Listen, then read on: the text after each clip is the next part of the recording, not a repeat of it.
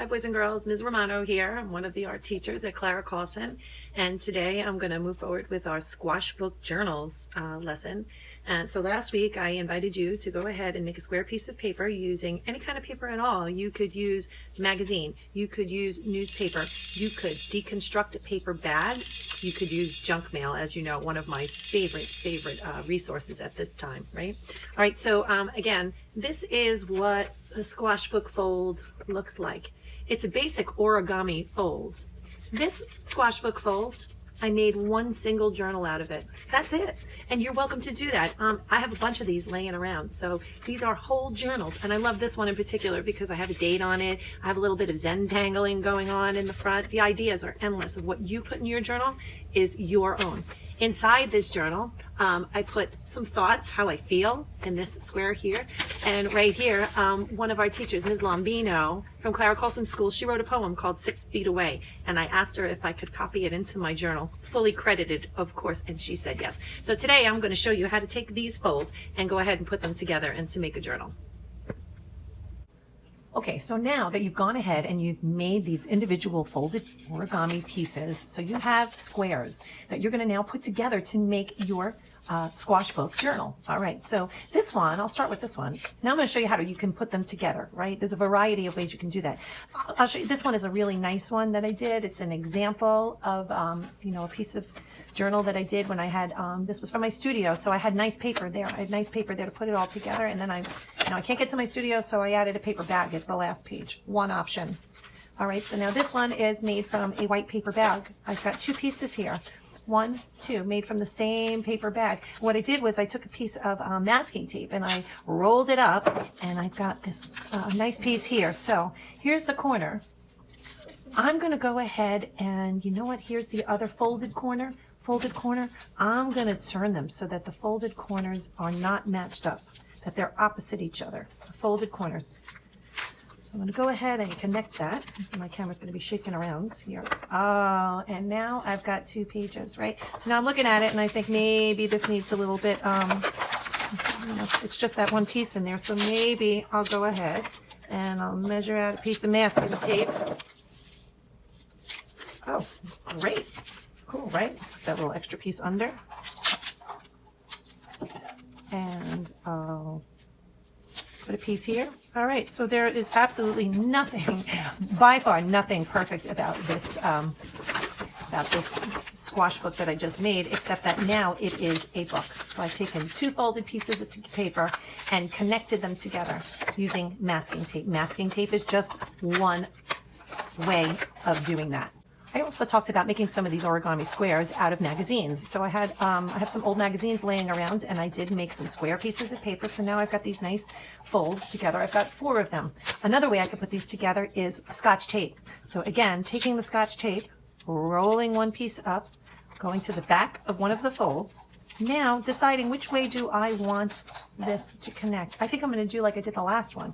And folded corner, I'm going to turn it completely around, rotate it. When you connect them, you do want to make sure that the square matches up as best you can over the other square. Take perfect and throw it away.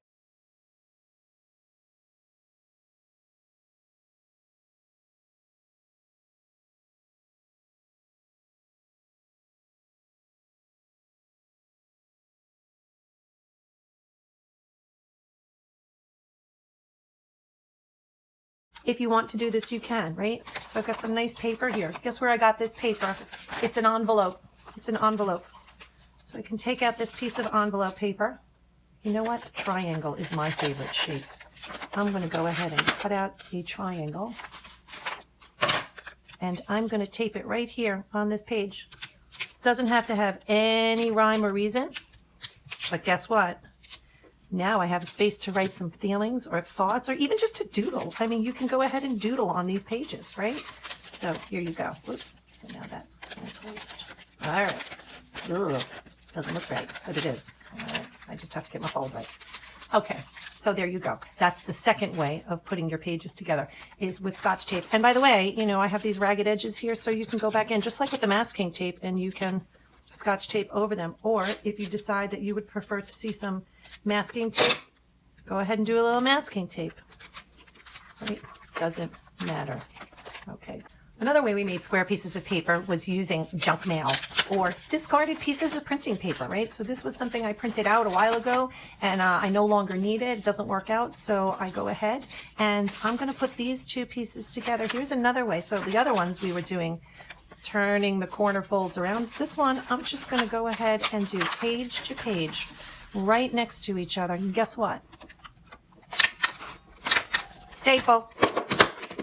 How great is this, right? And as long as you're within that folds, this page is going to hold just fine. When you staple, don't hold your stapler up in the air. You want to make sure it's on the table and you're pressing down. All right, so here we go. Now I have another kind of squash fold journal book.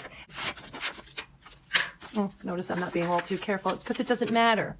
Now I could staple those on there, or again, I can go ahead and Scotch tape them down. Dealer's choice. Last way you can put your squash book folds together is using regular old Elmer's glue or glue stick if you have it. I'm going to use this paper bag origami folds that I made, these squash book folds, but look what I did. I made the squares different sizes, so I need to cut them down. Gack! Not a big deal.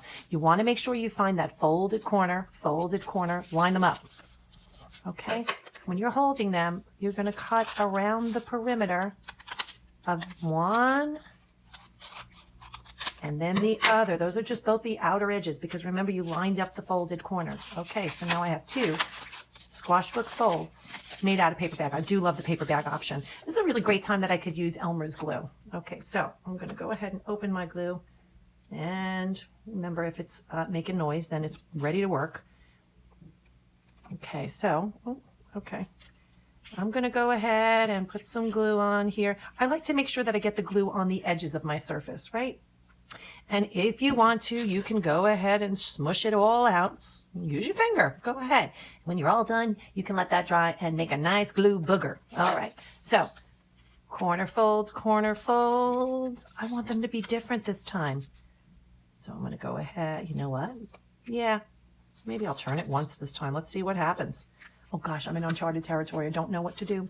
Now remember, when you do glue something down, you do want to let it set for a while. Usually I will encourage you to count to 30, 60, but we're going to go ahead and very carefully open this up and see what happened. Oh, that's a nifty fold too. Okay, great. One of the most famous artists to do journals, one of the most famous artists of all time, is the painter of this painting, the Mona Lisa. That was Leonardo da Vinci, and he had volumes and volumes of journals. He did not just only drawings, he did scientific equations, mathematical equations. Brilliant. So journaling has been going on a really long time. Okay, so now you've made your squares and you have a variety of ways to put them together. Elmer's glue. You know, the perk is the glue booger for sure.